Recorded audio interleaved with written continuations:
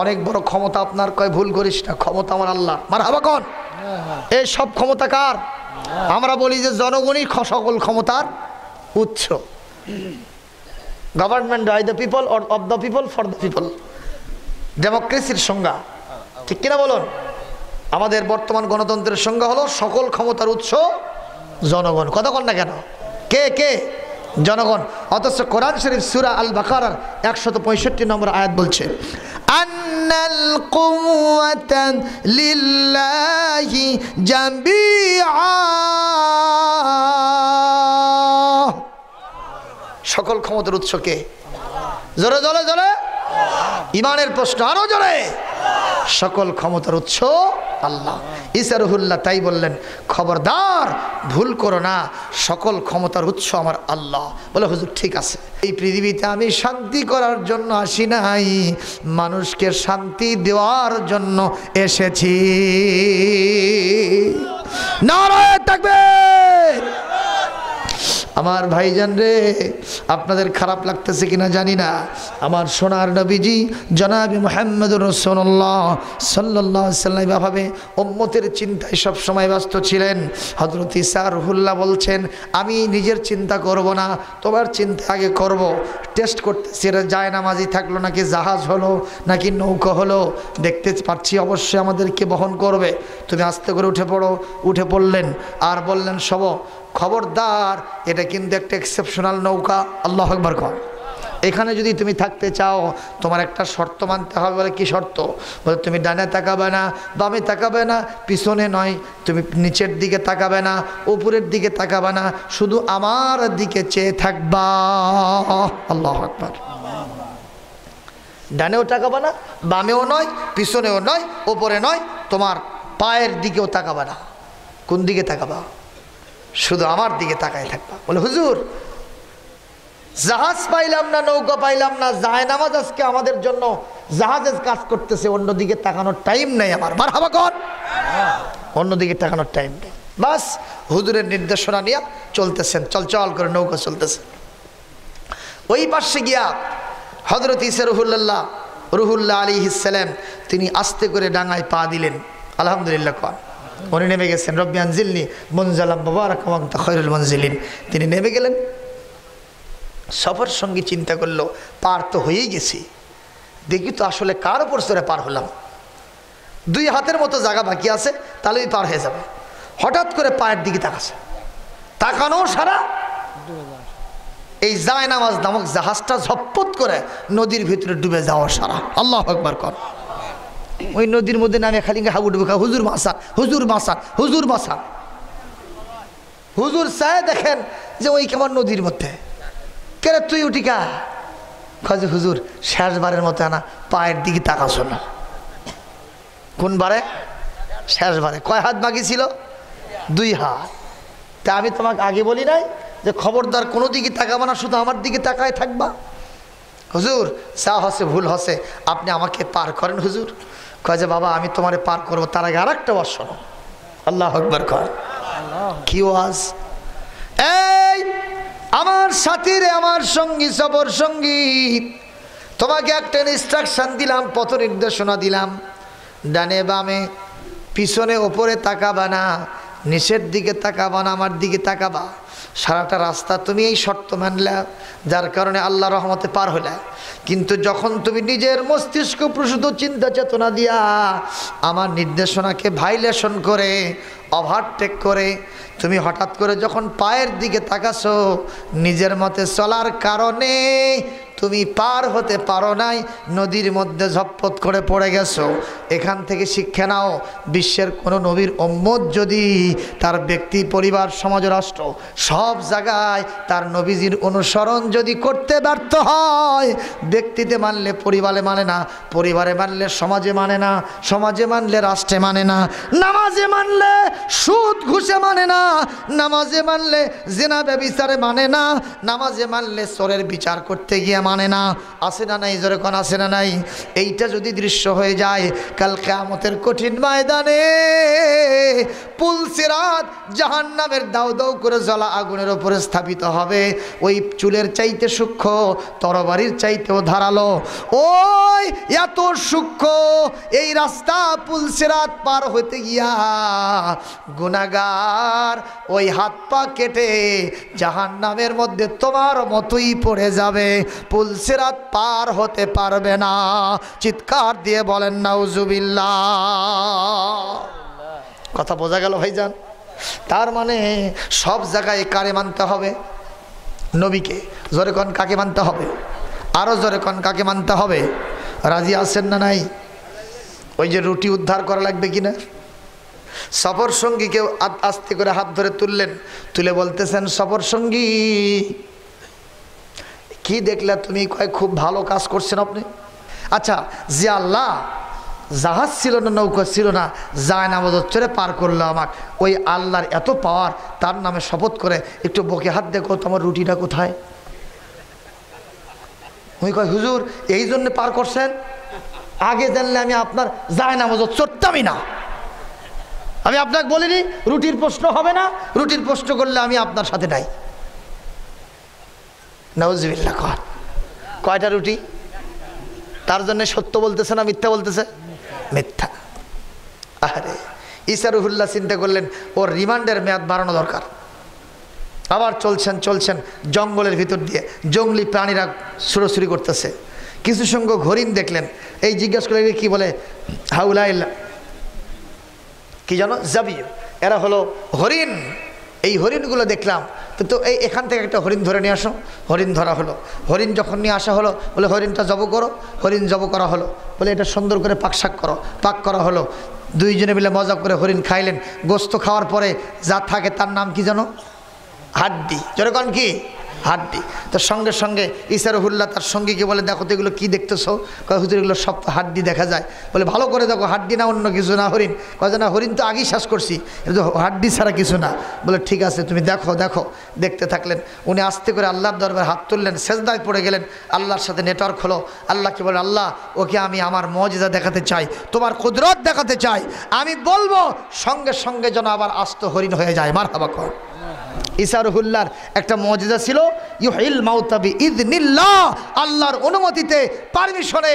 একজন 500 বছর আগে মারা গেছে, কবরস্থানে তার হাড় মাটি সব একাকার হয়ে গেছে। সেখানে যদি তিনি বলতেন কুম বিইذনিল্লাহ, আল্লাহর অনুমতিতে দাঁড়াও, বলতে দেরি আছে। 500 বছর আগে মরা মানুষটা জিন্দা হয়ে তার সাথে কথা বলতে দেরি নাই। জোরে কোন মারহাবা।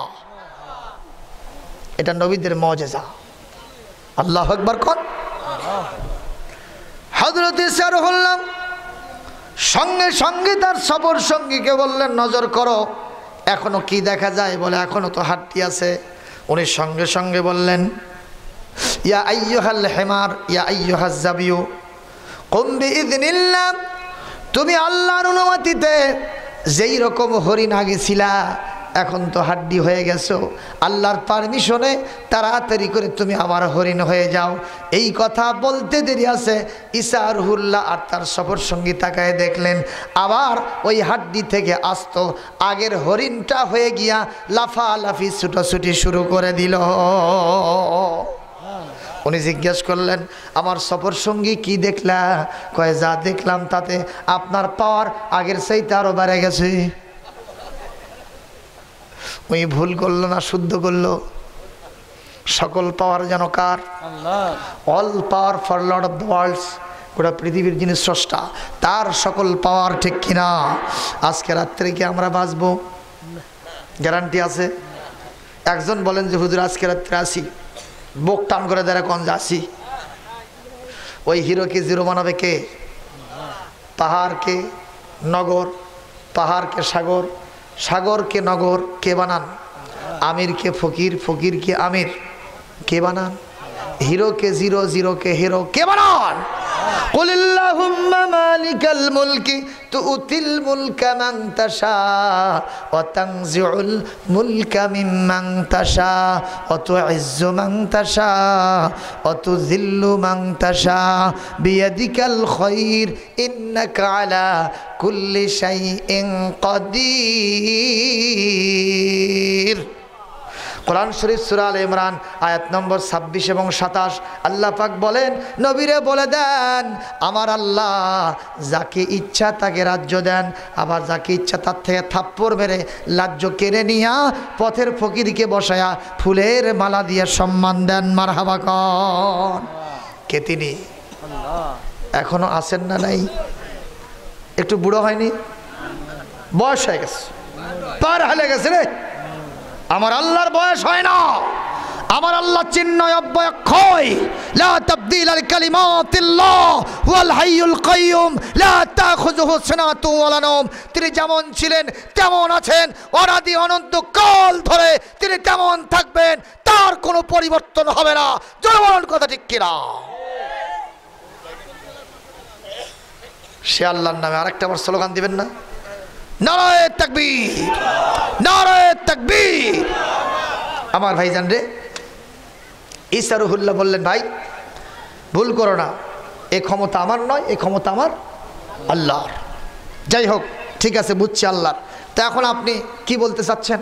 কয়ে যে আল্লাহ একটা হাড্ডি থেকে আবার হরিণ বানায় দিল, তার এত বড় কুদরত দিয়া তুমি সে আল্লাহর নামে আর একটা বার শপথ করে বুকে হাত দেখো তো আমার রুটিটা কোনটি? চিন্তা করছেন? রুটি ছাড়তেছে না, ওনার টার্গেট আমি রুটি বার করে ছাড়বো। আল্লাহু আকবার কোন? এ উনি কি এরকম লাঠি দিয়ে পিটতেছে? ব্রেনের মার দিচ্ছে। তো বলতেছে, হুজুর আমি একটা বার আপনাকে বলছি, আমি আর আপনার সাথে থাকবোই না। আমি বলতেছি রুটি কোথায় আমি জানি না, আপনি তাও বারবার রুটির প্রশ্ন করেন। ঈসা আলাইহিস সালাম বললেন, বাবা যে কোনো জিনিসটা একবার, দুইবার, তিনবার আছে। কয়বার আছে? তিনবার আছে। তুমি আর একটা বার মেহরবানি করে একটু আমাকে চান্স দাও। বলে আচ্ছা ঠিক আছে, এরবার যদি আপনি রুটির প্রশ্ন করেন, হাজা ফেরাকু বাইনি ওয়া বাইনিক, এটা আপনার মাঝে আমার মাঝে বিচ্ছেদের কারণ হবে, আপনার সাথে আমি থাকবো না। মারহাবা কও। কিছুক্ষণ পর তিনি চলতেছেন বালুকময় প্রান্তর দিয়ে তার সফর সঙ্গীকে নিয়ে। চলতে চলতে যাওয়ার পরে হযরত ঈসা রুহুল্লাহ তার সফর সঙ্গীকে বললেন, কার ওপর দিয়ে হাঁটো? বলে বালু।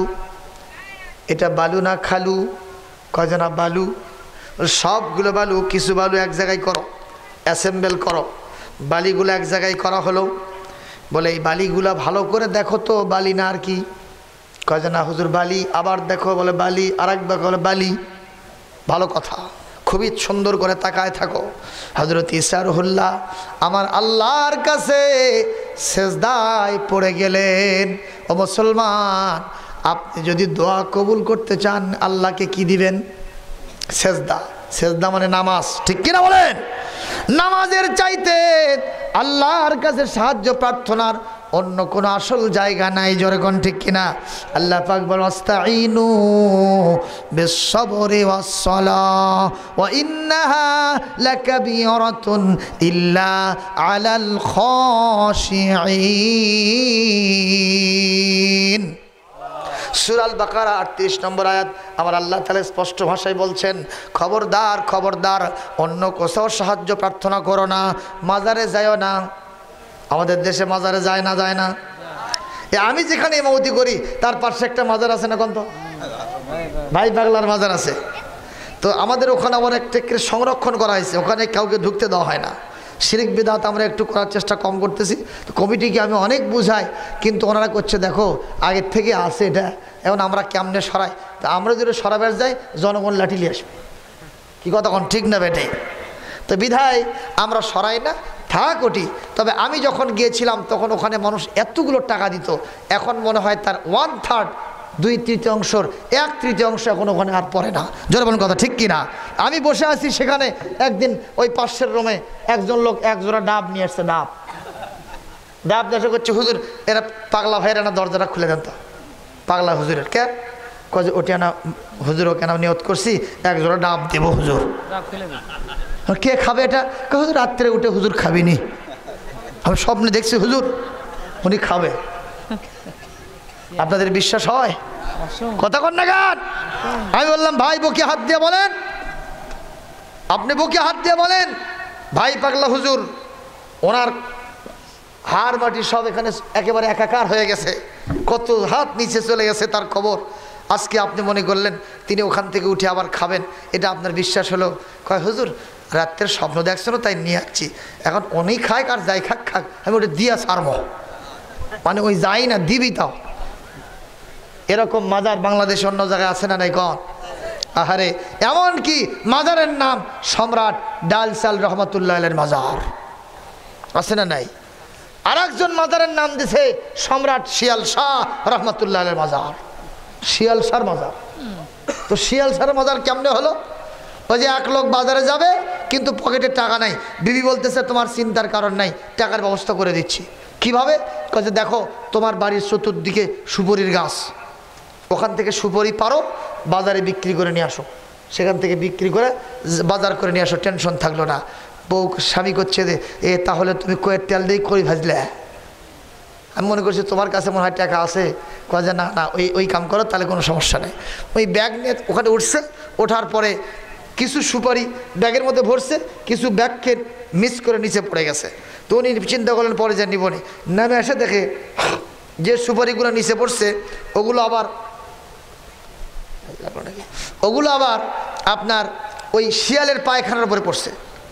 কত উনি এগুলো নেবে ও রাখেন, উনি বাজারে চলে গেছে। তখন ওদিক দিয়ে ফেরিওয়ালারা বিভিন্ন জিনিস বিক্রি করে, এক তরকারিওয়ালা যায়, উনি অনেক দিন ধরে একটা মাজার খুঁজতেছিল, তরকারি ব্যবসায় উন্নতি হয় না। তো চিন্তা করলো সুপারি যখন পড়ে আছে তাহলে বোধহয় এখানে আর নিচে কিছু একটা আছে, লোকেরা হয়তো বরকত অর্জন করছে, তাহলে আমারও তো কিছু দেওয়া দরকার। ওই তখন 3টে বাগুন, 4টে আলু, 5টা মরিচ, 6টা এই ধরনের বিভিন্ন কিসিমের তরকারি ওখানে খালি দিয়ে ওই বরকত দিয়ে চলে গেছে। কিছুক্ষণ পর আসতেছে কলাওয়ালা, চিন্তা করলো এখানে যখন তরকারি আছে তাহলে কলা দিলে বোধহয় আমার উন্নতি হবে, ওই এক কান কলা ওখানে দিয়ে চলে আসে। কিছুক্ষণ পর আসতেছে দুধওয়ালা, চিন্তা করলো কলা যখন আছে দুধ দরকার আছে, ঠিক কিনা? ওই একেবারে 1 কেজি দুধ পাখির মাপ দিয়ে ওখানে দিয়া চলে গেছে, যাই যখন আসতেছে খালি ঢালতেছে। কিছুক্ষণ পর লোকটা বাজার করে এসে দেখে মাশাআল্লাহ জাযাকুমুল্লাহ খাইরান ফি দারাইন, আমি এতক্ষণ কি জন্য বাজারে গেছিলাম, এখানে দাঁড়িয়ে থেকে যদি আমি ফজিলত বয়ান করতাম তাহলে এখানে তো আমার পোয়া 12, তোর কোন ঠিক কিনা? কেন গেলাম? বাড়ি হতো তাড়াতাড়ি এক ভোগ করছে, এটা নেও তাড়াতাড়ি লাল শালু কাপড় দাও। ওই লাল শালু কাপড় নিয়ে এসে সুন্দর করে টানে দিয়েছে, একটা সুন্দর করে সাইনবোর্ড লেখছে সম্রাট শিয়াল শাহ রহমতুল্লাহ আলাইহির মাজার। কোন মিলছে না মেলেনি? মিলে গেছে। ওই জানে যে ওটি কে শুয়ে আছে। এইরকম অনেক মাজার আছে না নাই? কোন আছে না নাই? এগুলোর কাছে বরকত নাই, রহমত নাই। আল্লাহ পাক বলছে আস্তাঈনু বিস-সাবরি ওয়াস-সালাহ, ধৈর্য ধরো, নামাজের মাধ্যমে আমার কাছে সাহায্য চাও। আর নামাজ পড়তে হবে নামাজির মতো, এমনি ঠুকঠাক করে 2টা সেজদা দিবা ওটা কোনো ব্যাপারই হবে না। নামাজের মতো নামাজ পড়লে কঠিন হবে, জোরে বলুন ঠিক কিনা? কেমন নামাজ পড়বেন? একজন কবি বলছে তার কবিতার মধ্যে, ও আমার ডানে হেরে জান্নাত, আমার বামে জাহান্নাম। শোনেন কথাটা, আমার ডানে হেরে জান্নাত, আমার বামে জাহান্নাম। আমি পুলসে রাতে খাড়া, পিছনে আমার মালাকুল মউত, সামনে আল্লাহ তাআলা রে, সামনে আল্লাহ তাআলা। এইভাবে যদি নামাজ পড়তে পারেন বিশ্ব নবীর কথা হবে সাল্লু কামা রাআইতুমুনি উসাল্লি। শুধু তাই নয়, নামাজ পড়ো কেমন করে? কান্নাকা তারাহু, যেন তুমি আল্লাহকে দেখতেছো। ফাইন লাম তাকুন তারাহু ফাইন্নাহু ইয়ারাকা, তুমি যদি আল্লাহকে দেখতে নাও পারো মনে করবা আল্লাহ পাক তোমাকে দেখতেছে। জোরে জোরে কোন মারহাবা। এইভাবে নামাজ পড়লে নামাজ কবুল হবে না? হবে না কোন? আর আমরা যেভাবে নামাজ পড়ি, বিদ্যুৎ নাই, মুসল্লি করছে হুজুর নামাজ সংক্ষিপ্ত হবে, কারেন্ট গেছে, তার পাশের মুসল্লি কইবে নামাজের মধ্যে এই কথাবার্তা কওয়া হয়। এই কথা না শুনে ইমাম সাহেব বলতেছে এজন্য তো আমি কোনো কথা কই না। জোরে কন নাউজুবিল্লাহ। এইভাবে নামাজ পড়লে হবে না, নামাজ রাসূলুল্লাহ নামাজ পড়তে হবে। জোরে কন আমিন। ভাইজান রে, এখন সফর সঙ্গীকে নজর করে উনি বলতেছেন, ভালো করে নজর করো, কি দেখতেছো? বলে এগুলো সব হলো বালু। কি দেখতেছে? কি দেখতেছে বলেন? বালু। সেটা সব কোনো সমস্যা? আমার ভাইজান রে, ঈসা রূহুল্লাহ আলাইহিস সালাম আল্লাহর কাছে সিজদায় পড়ে গিয়ে বললেন, আল্লাহ, আমার সফর সঙ্গী ছোট্ট একটা রুটির জন্য মিথ্যা কথা কয়, আমি ওকে প্রমাণ দেওয়ার জন্য এই কাজটা করছি। আল্লাহ গো, আমি আপনার পক্ষ থেকে একজন নবী, আমি একজন রসুল, আমার মুজিজা থাকা দরকার, মেহেরবানি করে আরেকটাবার আমাকে মুজিজা দেখান। আল্লাহ গো, আমার দোয়ার বদৌলতে এই বিশাল বালির ঠিবিকে, বালির স্তূপকে আপনি সোনার স্তূপে পরিণত করে দেন। দোয়া করতে দেরি আছে, কবুল হতে দেরি নাই। সঙ্গে সঙ্গে ওনার সফর সঙ্গী তাকায় দেখলেন গোটা বালির স্তূপ আল্লাহর রহমতে সোনার স্তূপ হয়ে গেল। মারহাবা কন। ওই লোক খুশি না বেজার? যাই রুটির লোভ সামলাবার পারে না, ওই সোনা দেখে সামলাবার পারবি? ওই খালি কয় সোনা চাই, সোনা চাই, সোনা ছাড়া আমি নাই। সোনার জিকির করতেছে। এই সফর সঙ্গী তোর কি হয়েছে? হুজুর এগুলা কার? কয় দেরি কর, এত চিন্তা কে তোর? সেটা আল্লাহর নবী বলেন, লাউ কানা লিবনি আদম ওয়াদিম মিন যাহাবেন লাহাব্বা ইয়াকুন লাহু সানান। হুজুর বলেন, একটা মানুষের জন্য একটা মাঠ ভরা যদি সোনা দেওয়া যায়, সে চাইবে আর একটা মাঠ ভরা সোনা যদি হতো। আবার যদি তৃতীয় আর একটা মাঠ ভরা সোনা দেওয়া যায়, সে চাইবে আর একটা মাঠ ভরা যদি সোনা পাওয়া যেত। হুজুর হাদিসের শেষে বলেন, লা ইয়ামলাউ জাওফা ইবনে আদম ইল্লা তুরাব।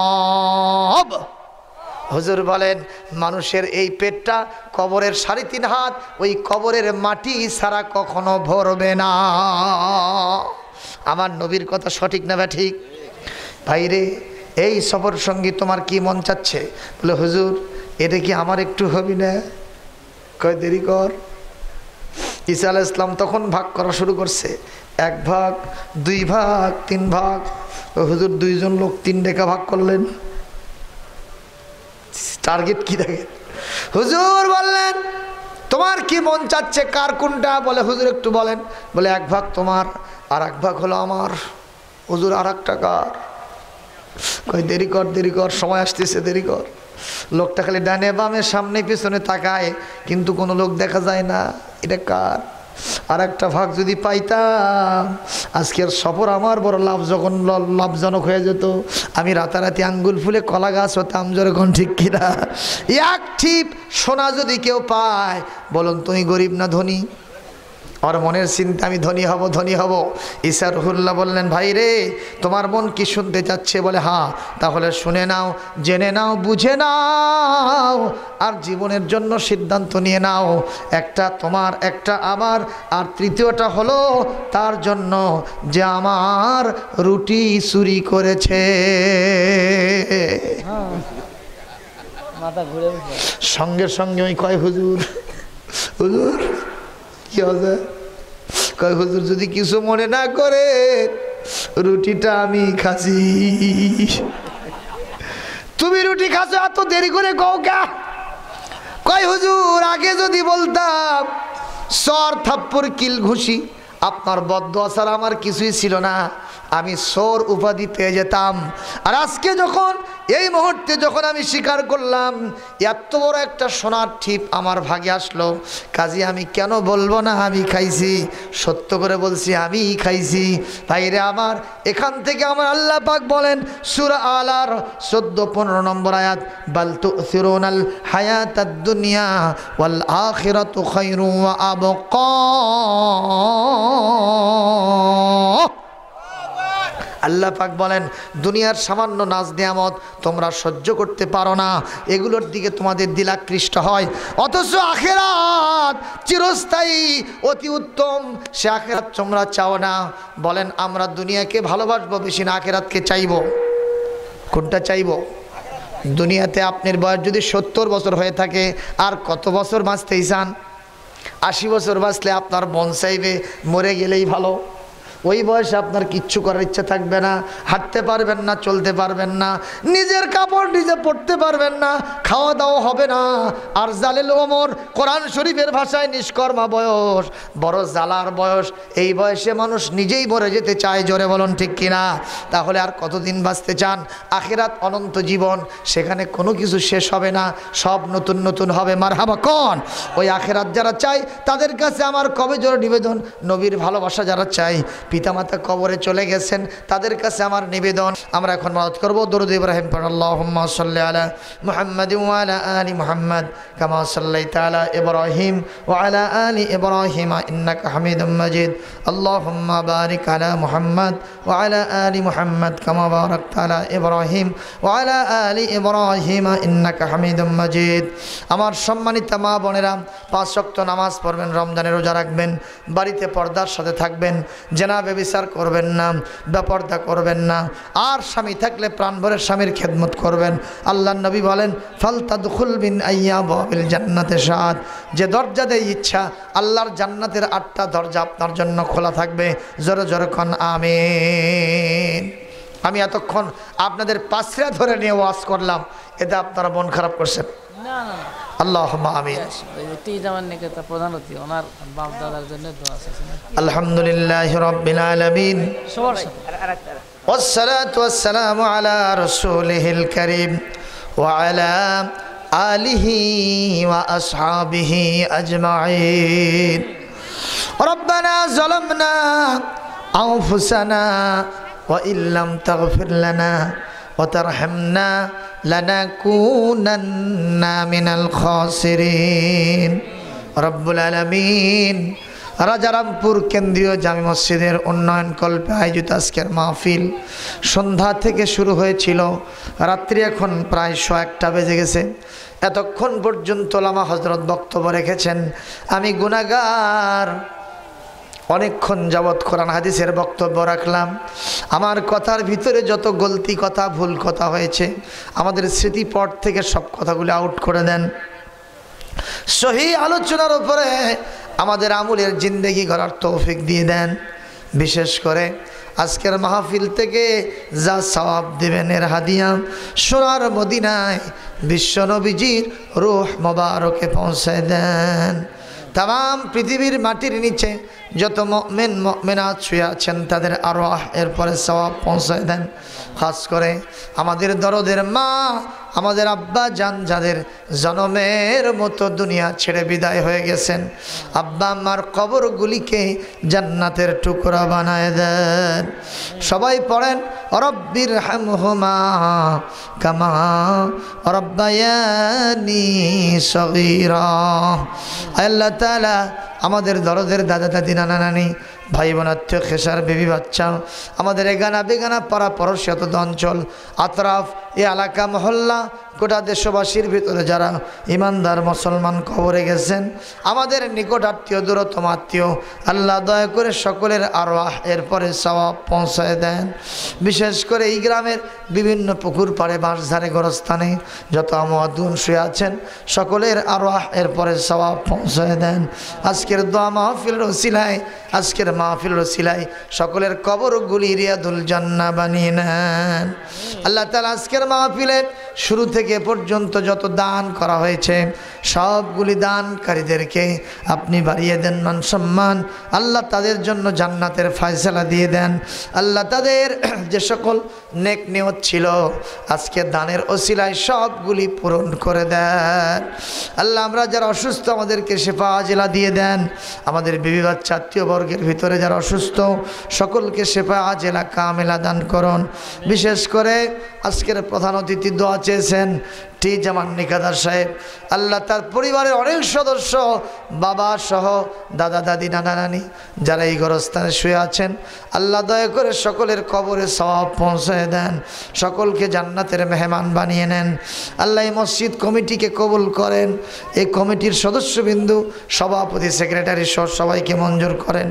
ইমাম সাহেব, মুয়াজ্জিন সাহেব, মুসাল্লিগণকে আপনার পাক সাফ দরবারে কবুল করেন। কিয়ামত পর্যন্ত এই মসজিদকে দায়েম কায়েম জারি রেখে দেন। আল্লাহ এই মসজিদের উন্নয়ন দরকার, নতুন করে রিকনস্ট্রাকশন দরকার। আল্লাহ এখানে যেন কোনো প্রকারের সমস্যা না থাকে। যত দান করেছেন এই দান ছাড়াও যদি আরও অর্থের প্রয়োজন হয় আপনার কুদরতি নিজাম দ্বারা সহযোগিতা দান করুন। আল্লাহ তাআলা মুসল্লিদেরকে দিল খুলে প্রাণ খুলে দান করার তৌফিক দিয়ে দেন। আল্লাহ মসজিদের কাজ ঠেকবে বলে মনে হলো না। অনেক দান তারা করেছেন, অনেক দানবীর এই এলাকায় বসবাস করেন। আল্লাহ দয়া করে সকলকে হস্ত সম্প্রসারিত করে মসজিদের জন্য দান করার তৌফিক দিয়ে দেন। নবীজি বলেছেন, মান বানা লিল্লাহি মাসজিদান বানাল্লাহু লাহু বাইতান ফিল জান্নাহ। আল্লাহর জন্য মসজিদ বানিয়ে দিলে জান্নাতের মধ্যে তাদের জন্য ঘর বানিয়ে দেওয়া হয়। আল্লাহ মেহেরবানি করে যারা সহযোগিতা দিলেন, ওয়াদা করলেন, সকলের জন্য আপনার ওয়াদা কবুল মঞ্জুর করে নেন। আজকে শেষে দান করলেন ইব্রাহিম হোসেন আকন্দ, কম নয় প্রায় 22 বস্তা সিমেন্ট তিনি দান করেছেন। আল্লাহুম্মা আমিন। আব্দুল মোমিন জোয়ারদার তিনি দান করেছেন নগদ 500 টাকা, বাকি 1000 টাকা। আল্লাহ সকল দানকারীদের এই সকল দানগুলি আপনি কবুল করে নেন। এই আশায় হাত নামিয়ে ফেললাম যে আমাদের দোয়াগুলি মঞ্জুর হয়ে গেছে। কাল কিয়ামতে এই ক্ষুদ্র মাহফিল যেন আমাদের নাজাতের জরিয়া হয়ে যায়, কবুল করে নেন। ও আল্লাহ তাআলা তামাম বিশ্বের আনাচে কানাচে ইমানদার মুসলমান নর নারীগণ বিপদে মুসিবতের সময় পার করছেন। আল্লাহ মিয়ানমারের মুসলমানেরা এমন কোনো নির্যাতন নেই যার সম্মুখীন তারা হন নাই। আজকের মাহফিল থেকে দোয়া করলাম, দয়া করে তাদের জন্য আপনি হামি ও নাসির হয়ে যান। রব্বানা তাকাব্বাল মিন্না ইন্নাকা আনতাস সামিউল আলিম ওয়া তুব আলাইনা ইন্নাকা আনতাত তাওয়াবুর রহিম। সুবহানা রাব্বিকা রাব্বিল ইজ্জাতি আম্মা ইয়াসিফুন ওয়া সালামুন আলাল মুরসালিন ওয়ালহামদুলিল্লাহি রাব্বিল আলামিন। ওয়াজআল আখিরা কালিমাতিনা ইনদাল মাউতি লা ইলাহা ইল্লাল্লাহু মুহাম্মাদুর রাসূলুল্লাহ। আসসালামু আলাইকুম ওয়া রাহমাতুল্লাহি ওয়া বারাকাতুহু।